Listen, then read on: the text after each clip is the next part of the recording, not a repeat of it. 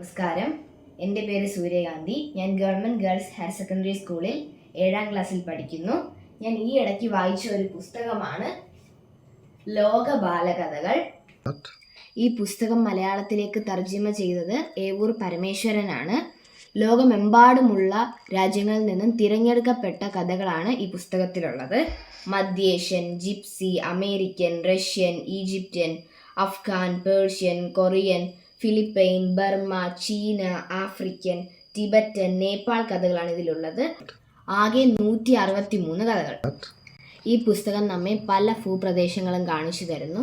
ലോകമെമ്പാടുമുള്ള കുട്ടികൾക്ക് കഥകൾ ഒഴിച്ചുകൂടാനാവാത്തതാണെന്ന് ഇതിലൂടെ നമുക്ക് മനസ്സിലാവും.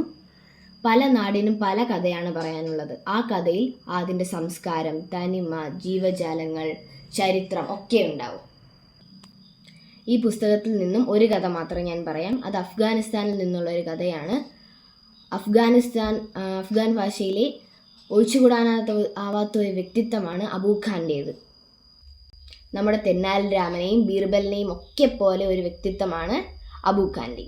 ഒരിക്കലൊരു വ്യാപാരി ഒരു സത്രത്തിലെത്തി. ഇയാൾ വളരെ പണക്കാരനായിരുന്നു.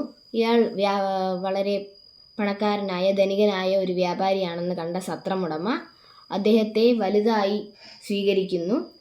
അയാളുടെ ശാപ്പാടിനായി ഒരുപാട് പണം ചിലവഴിക്കുന്നു. അങ്ങനെ ഇയാൾ പറയുന്നു, ഞാൻ വ്യാപാരം ചെയ്ത് കഴിഞ്ഞിട്ട് വന്ന് പണം നൽകാമെന്ന് പറയുന്നു. സത്രമുടമ അത് സമ്മതിക്കുന്നു. തിരികെ അയാൾ 3 മാസം കഴിഞ്ഞ് വരുമ്പോൾ പണം എത്രയെന്ന് സത്രമുടമയോട് ചോദിക്കുന്നു. സത്രമുടമ പറയുന്നു 100 ദിനാർ ആയിട്ടുണ്ടെന്ന് പറയുന്നു. അവർ തമ്മിൽ തർക്കമുണ്ടാവും. 100 ദിനാറോ, അതെങ്ങനെ ശരിയാവും? അപ്പം സത്രമുടമ പറഞ്ഞു, പലിശയും കൂടെ ചേർത്താണ് 100 ദിനാർ ആയത്. ഭക്ഷണത്തിന് പലിശയോ? വ്യാപാരിക്ക് സംശയമുണ്ടായി. അങ്ങനെ അവർ തമ്മിൽ നല്ല വാക്കുതർക്കമുണ്ടായി. അവിടുത്തെ പുരോഹിതനായ ഖാസിയുടെ അടുത്തേക്ക് ചെല്ലാമെന്ന് അവർ രണ്ടുപേരും തീരുമാനിക്കുന്നു. ഖാസിയാണെങ്കിലോ സത്രമുടമയോട് കൂറുള്ളവനായിരുന്നു. അപ്പോൾ എന്തായാലും സത്രമുടമയ്ക്ക് അനുകൂലമായ വിധി പ്രഖ്യാപിക്കും. അങ്ങനെ തന്നെ സംഭവിച്ചു. സത്രമുടമ പറഞ്ഞു, സാർ, ഞാൻ ഇയാളുടെ ശാപ്പാടിലേക്ക് 3 മാസം മുമ്പ് 1 കോഴിയും 4 മുട്ടയും ചിലവഴിച്ചു.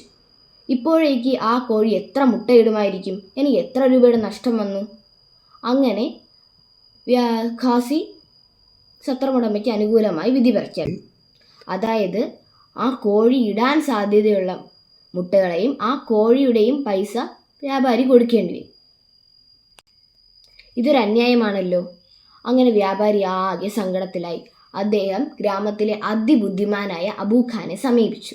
അബൂഖാൻ പറഞ്ഞു, നിങ്ങൾ വിഷമിക്കേണ്ട, നിങ്ങൾ ഖാസിയുടെ അടുത്തേക്ക് ചെന്നോളൂ, ഞാൻ എന്താ വരുന്നോളൂ പറഞ്ഞു പോയി. വ്യാപാരി ഖാസിയുടെ അടുത്തേക്ക് ചെന്നു. 3 ദിവസങ്ങൾ കഴിഞ്ഞു. അബൂഖാനെ കണ്ടില്ല. അവരെല്ലാവരും ഭയങ്കര സങ്കടത്തിലായി. അങ്ങനെ ഖാസി ആളിനെ ഏൽപ്പിച്ച് അബൂഖാനെ വരുത്തി. അബൂഖാനോട് ഖാസി കോപിച്ചു. എന്തുകൊണ്ടാണ് ഇത്രയും ദിവസം ഞാൻ വിളിച്ചിട്ട് വരാത്തത്? ഖാസി ചോദിച്ചു. അബൂഖാൻ വളരെ ശാന്തരായി ഉത്തരം പറഞ്ഞു, സാർ, എനിക്ക് ഇത്തിരി തിരക്കുണ്ടായിരുന്നു. ഞാൻ കുറച്ച് പയർ വറുത്തു. അത് വറുത്ത് കഴിഞ്ഞപ്പോഴാണ് എനിക്ക് തോന്നിയത് അത് വിതച്ചാൽ മതിയായിരുന്നു എന്ന്. അങ്ങനെ ഞാൻ വിതച്ചുകൊണ്ടിരിക്കുന്ന തിരക്കിലായിരുന്നു. അപ്പോൾ ഖാസി കളിയാക്കി, നിനക്ക് നാണമില്ലേ? നീ ഇത്രയും ബുദ്ധിമാനാണെന്നൊക്കെയാണല്ലോ എല്ലാവരും പറയുന്നത്, പക്ഷേ ഇത്ര ബുദ്ധി പോലും ഇല്ലേ? വറുത്ത പയർ പൊടിക്കുമോ എന്ന് ചോദിച്ചു. അപ്പം അബൂഖാൻ പറഞ്ഞു, പൊരിച്ച കോഴി മുട്ടയിടുമെങ്കിൽ വറുത്ത പയർ പൊടിക്കും സാർ. ഖാസിക്ക് സത്രമുടമയുടെ ചതി മനസ്സിലാവുകയും വ്യാപാരിക്ക് നീതി കൊടുക്കുകയും ചെയ്തു. ഇങ്ങനെ രസകരവും മനോഹരവുമായ കഥകളാണ് ഈ പുസ്തകത്തിലുള്ളത്. ഈ മൃഗങ്ങളും പക്ഷികളും മനുഷ്യരും ഭൂതപ്രേതങ്ങളും ഒക്കെയാണ് ഈ കഥകളിലൊക്കെ നിറഞ്ഞു നിൽക്കുന്നത്.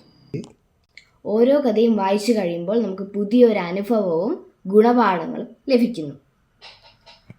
ഭാവനയുടെയും ചിന്തയുടെയും പുതിയൊരു ലോകത്തേക്ക് ഈ കഥകൾ നമ്മളെ കൈപിടിച്ച് കൊണ്ടുപോകുന്നു. ഈ പുസ്തകം എല്ലാ കുട്ടികൾക്കും ഇഷ്ടമാവും. ഇത് നിങ്ങൾ എല്ലാവരും വായിക്കണം. എല്ലാവർക്കും ഇഷ്ടമാവും. നന്ദി.